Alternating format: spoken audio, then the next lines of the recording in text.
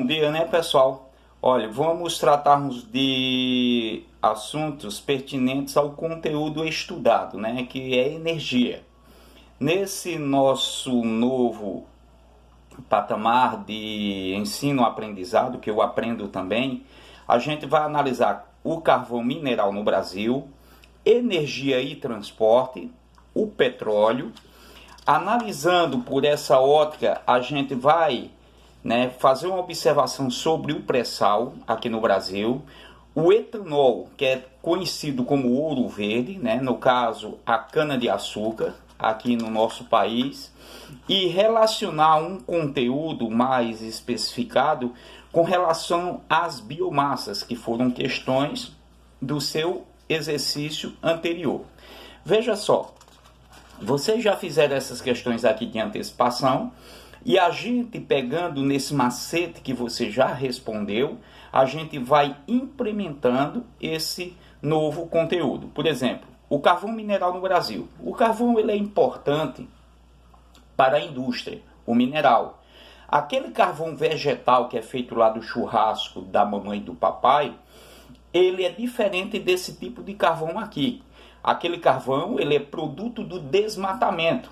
Se houver uma reconstituição do solo onde aquele carvão é produzido, por exemplo, se tira uma mata, se tira uma árvore, se faz as carvoeiras e dela se faz o carvão vegetal.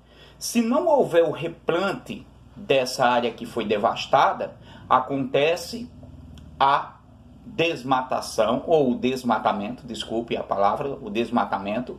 Quando você analisar isso, é uma problemática com relação ao meio ambiente, energia e meio ambiente.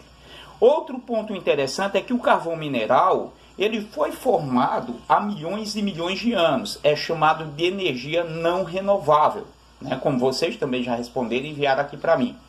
Esse carvão, ele também tem outro problema. Você viu que o carvão vegetal, que é aquele que compra no saquinho, que é para o churrasco, para coisas do cotidiano, e tem o carvão mineral, que é para a indústria, ou outros fins, Nesse contexto aqui, ele é muito poluente.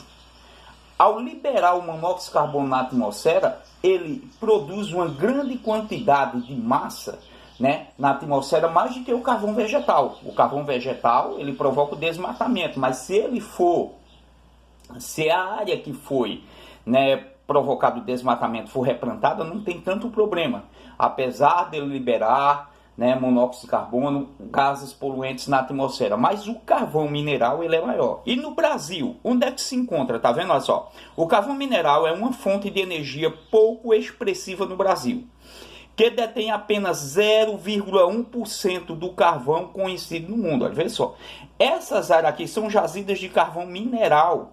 Tá vendo? No nosso país, muito pouco com relação a isso. E se eu perguntar aqui a você agora, e como esse carvão veio parar aqui? Você lembra que eu falei uma vez aqui para vocês que uma área, vamos supor que aqui esteja uma floresta. Aqui está uma madeira, E se houvesse uma ruptura numa placa tectônica nessa região há milhões e milhões de anos atrás, e ela fosse, essa placa ela cobrisse ou adentrasse, entre outros, um terremoto que provocasse uma grande vala que soterrasse uma floresta inteira, com milhões e milhões de anos, essa madeira que ficou aqui embaixo, devido a essas ações externas e internas do relevo, vulcanismo, terremotos, maremotos, ela ficou aqui soterrada há milhões de anos, por esses fatores que eu expliquei a vocês, os fatores modeladores do relevo, tanto interno como externo. Então, essa placa tectônica que foi soterrada, uma por cima da outra, devido a essas ações, esses agentes erosivos e esses agentes internos, como os terremotos, há milhões de anos, aquela floresta, junto com os animais ali, passaram por transformações. E a madeira daquela floresta virou o quê? Virou o carvão mineral. Essa dinâmica existente em várias partes do mundo ocorreu devido às ações dos movimentos das placas. Vocês já estudaram isso, desde a Pangeia. Essa madeira, ela fossilizada, em forma de carvão, uma boa parte dela, passando desse processo de extração, ela vai para a indústria. E o Brasil, ele não tem tanta tradição com relação a isso. Então, no Rio Grande do Sul e Santa Catarina são áreas mais expressivas, assim como o Paraná. Então, essa produção ela é minúscula em comparada a outras produções no mundo. Por exemplo, na Europa, na região da Rússia, tudinho, tem muito isso aqui, na China principalmente. A gente não tem uma expectativa grande de explorar quase tudo isso, porque no Brasil existe energia, né, mais interessante do que essa. Para você ter uma noção, as nossas grandes hidrelétricas, elas fazem esse processo de superação, né, dessa produção de energia. Uma casa pode ser aquecida com energia elétrica aqui no sul do país, principalmente nas áreas frias, São Joaquim do Monte, né? São Joaquim lá e São Joaquim do Monte aqui. São Joaquim, a temperatura chega a beirar -1, -2, -3, né? E chega até nevar nas serras de São Joaquim, isso lá no sul do país. Então, muitas casas lá são aquecidas. Uma boa parte delas usa esse tipo de energia, né? Na lareira ali utiliza-se também o aquecimento de energia elétrica. Isso é interessante. Energia e transporte. Vocês vivenciaram aí uma questão curiosa com relação à greve dos caminhoneiros.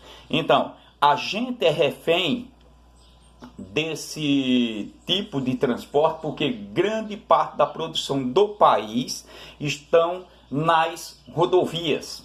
E quando elas param, é um caos gigante. Por quê? Nosso país tem pouca linha, né, férreas, né, as que existem estão sucateadas. O processo de corrupção não viabilizou, né, a Transnordestina e outras ferrovias espalhadas pelo país. E quando você analisa que a gente está nas mãos dos caminhoneiros, há uma problemática a ser resolvida, a questão da logística, né, para o transporte da produção. E quando se tem dificuldade no transporte da produção, se tem o aumento dos preços das coisas. Para você ter uma noção, o Brasil tem as maiores redes fluviais do mundo, não é tão explorada como em outros países. O nosso país tem uma área marítima interessante. Observe bem que as ferrovias poderiam desafogar as estradas, tirar uma boa parte das carretas, né, para outros setores. Porque um trem, ele puxa dezenas de vagões, isso substitui várias carretas. Então a mobilidade fica melhor, menos engarrafamento nos grandes centros. Você analisa mais segurança nas estradas. E com relação ao transporte no Brasil, a gente tem uma certa deficiência com a logística. Isso é chamado de mobilidade. A energia é interessante. Qual o prepulsor, né, para movimentar tanto as locomotivas, tanto quanto os navios, quanto os carros? Energia. E essa base é o petróleo. O petróleo ele é interessante porque é uma energia não renovável, foi formulada há milhões de anos, mas ela é a máquina de movimentação do mundo. É interessante que o Brasil, nos últimos anos, ele passou a desenvolver uma tecnologia que poucos países têm de buscar esse petróleo em águas profundas, né? Além das águas profundas, ele vai adentrar uma área de terra para encontrar a jazida lá, guardada, assim como gás minerais. A Petrobras é pioneira com relação a isso. O Brasil é um dos maiores produtores dessas plataformas aqui. Se você analisar vídeos aí da internet com relação a esse trabalho da Petrobras, é fantástica. A Petrobras, lembre-se, ela é uma empresa do governo brasileiro, né? Ela é uma empresa em que o governo detém a boa parte das ações dela. E quando o governo brasileiro ele investe nesse procedimento de extração de petróleo, está investindo em riquezas para o país. Então, o petróleo ele é interessante, mas ao mesmo tempo ele é uma energia altamente poluente. E onde ele é encontrado? Ele é encontrado em áreas profundas, né? Para você ter uma noção, existe ainda a logística da área funda do oceano. Ao adentrar a terra, você vai conseguir colocar a sonda, passar pelo pré-sal. Isso aqui é uma grande camada de sal, tá vendo aqui? Uma grande camada de sal para buscar essa jazida aqui embaixo. Na região de Campos, né, aqui entre o Rio de Janeiro e o Espírito Santo, é um dos maiores produtores. E esse material é levado para a indústria. Ele vai bruto, petróleo bruto, e vai passar por todo o procedimento. Observe bem. Uma cadeira de plástico aí da sua casa, ela é derivada de petróleo. A garrafinha lá da água mineral é derivada de petróleo. A bolsa chia que você utiliza é derivada de petróleo. Alguns produtos no batom aí da garotinha é derivado de petróleo. Então, petróleo está em quase todas as partes. E ao analisar uma situação como essa, você já identifica que esse material, ao encarecer, olha, estou aqui, tá vendo? Eu estou aqui gravando na mesa, derivado de petróleo, derivado de petróleo, derivado de petróleo, esse plástico que está aqui. É interessante que ele está em quase todas as partes. Olha só a colher que eu estou com ela aqui, ó, derivado de petróleo, né? Uma boa parte da tinta que está aqui nesse livro é derivado de petróleo. Por isso, quando o petróleo dispara o preço de tudo. E onde eu vou analisar que está o petróleo? O petróleo está aqui em quase todas as partes. Observe que eu tenho o plástico aqui do isqueiro e eu tenho gás que também é extraído nesse processo aqui. Porque existe entre essas áreas aqui uma área de camada de gás que também é canalizada. Observe que uma boa parte dessas plataformas de petróleo, elas têm também a extração do gás. E esse gás, ele é uma energia não renovável, porque durou milhões de anos para a Terra, né, desenvolver. Uma saída, a cana-de-açúcar, não é tão poluente o álcool, mas analisar a queima, você está vendo aqui, ó, queimado, vai liberar uma grande quantidade de fuligem, além de provocar um desgaste natural do solo e poluição atmosférica. O correto é que não se cortasse a cana, porque a cana-de-açúcar é uma energia limpa, com relação comparada ao petróleo.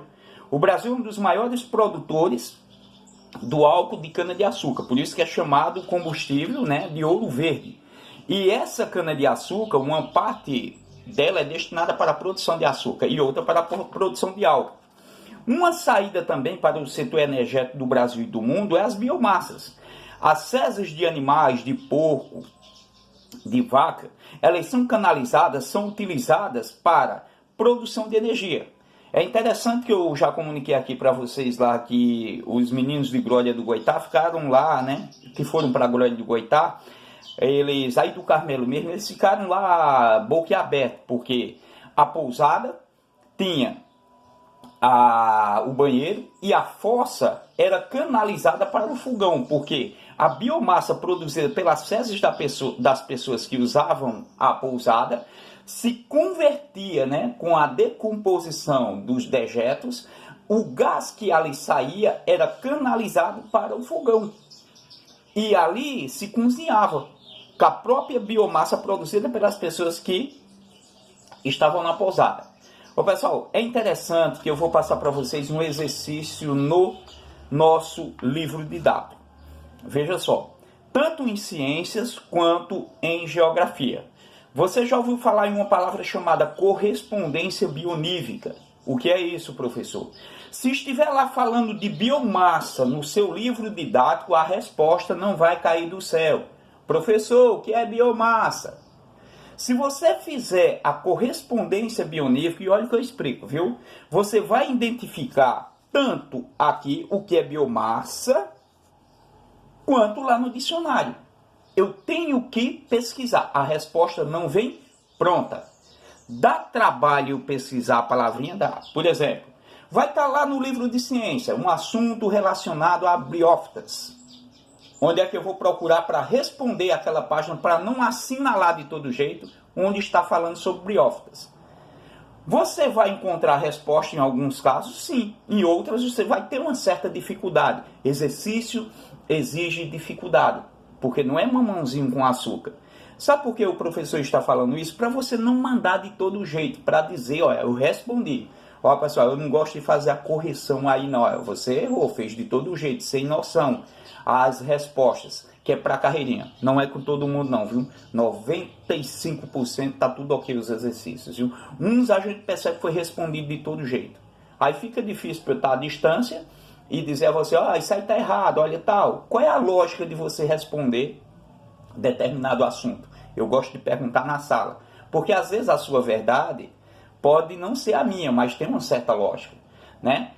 Com relação à correspondência bionífica, você vai conferir o exercício e vai conferir o assunto para responder sem pressa, sem ser aleatoriamente e sempre quando tiver dúvida perguntar ao professor, tá ok? Os meninos hoje perguntam o Google, né?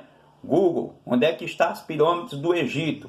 Ué, você já falou, tá no Egito, tá ok, pessoal? Então, boa produtividade, vou passar os 2 exercícios e que Deus continue conosco, né, durante todo esse dia.